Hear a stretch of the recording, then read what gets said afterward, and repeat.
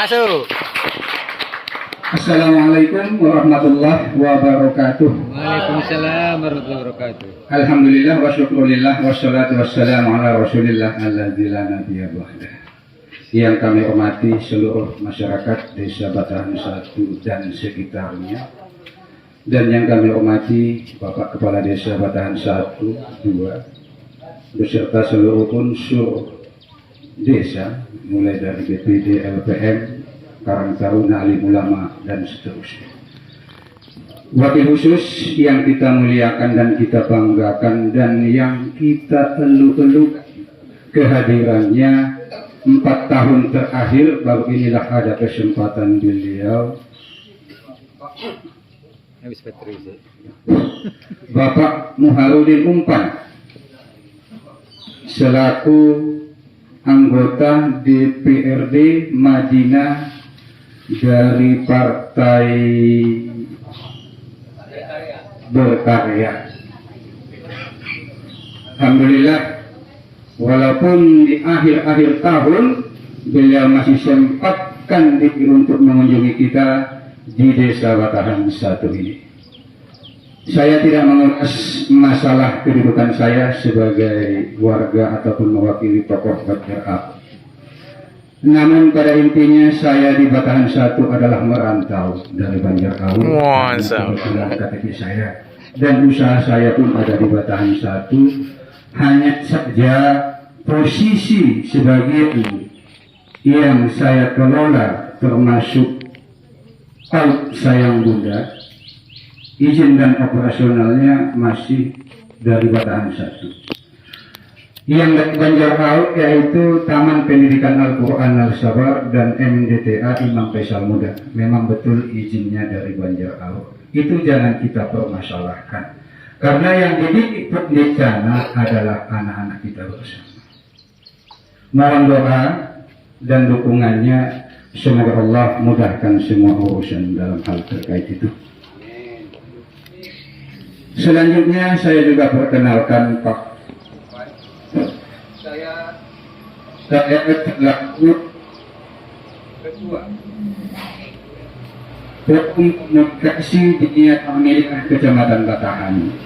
Jadi saya sebagai pimpinan kawan-kawan guru MDTA se-Kecamatan Batahan yang ada 17 MDTA yang insya Allah besok akan melangsungkan ujian akhir regional yang diselenggarakan oleh Kantor Kementerian Agama Kabupaten Mandailing Natal sebanyak 247 siswa besok akan mulai.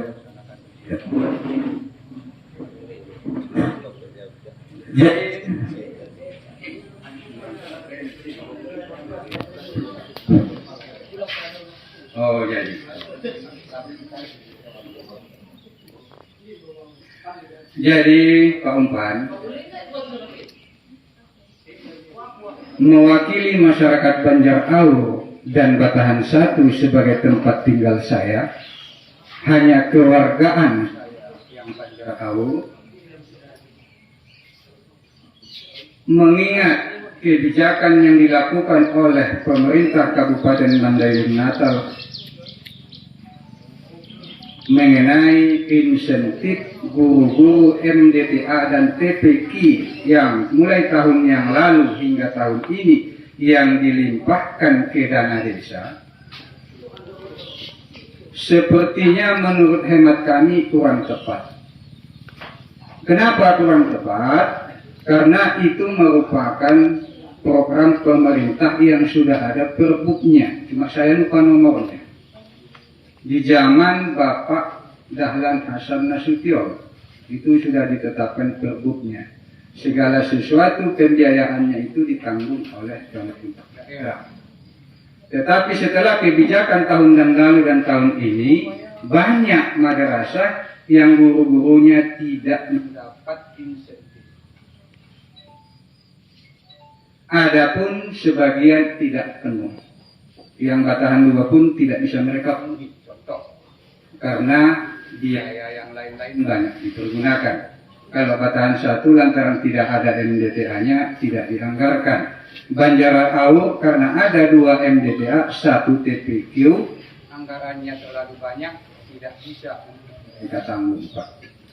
Jadi usul kami itulah, kembalikanlah tol ke Sekdakap melalui Kabak Kesra, pembiayaan insentif guru MDTA dan TPQ ini, walaupun tidak penuh 12 bulan dalam 1 tahun, itu jauh lebih berharga bagi kami.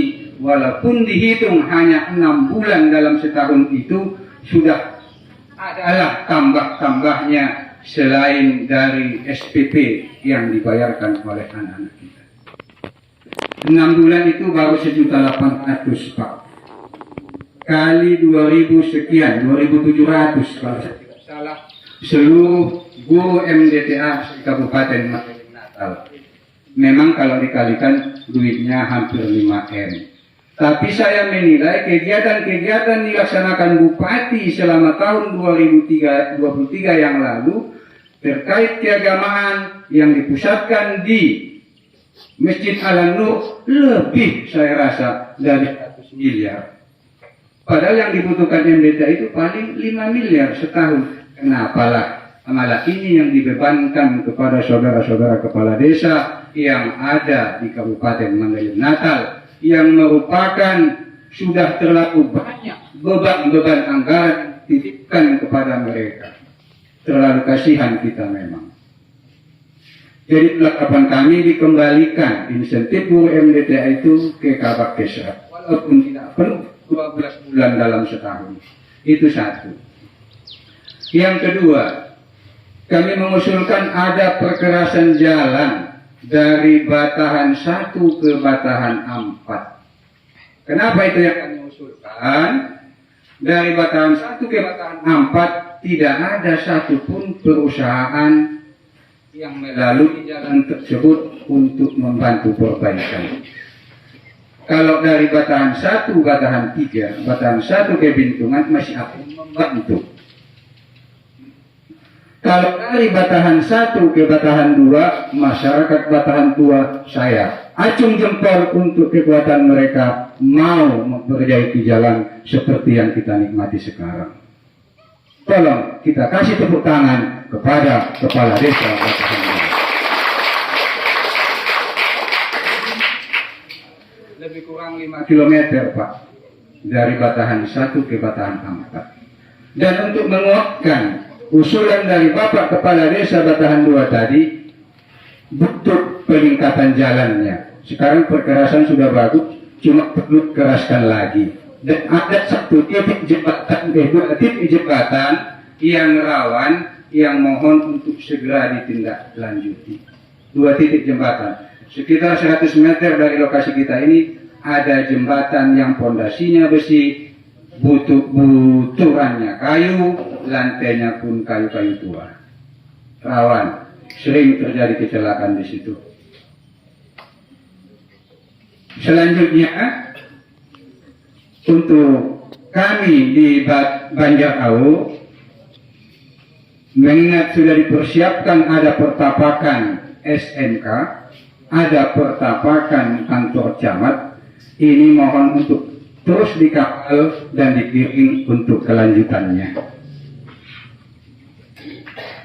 Selanjutnya, untuk Batahan 1, karena jiwa saya masih di Batahan 1, hanya KTP saya yang di Banjarau, saya meminta ada pembangunan jalan tani sepanjang lebih kurang 5 km, walaupun lebarnya cuma setengah meter, bisa dicor supaya masyarakat kami apabila di masa seperti ini lebih mudah untuk mengeluarkan hasil panen sawitnya. Tidak bisa dari kabupaten minta kami ini diusulkan ke provinsi.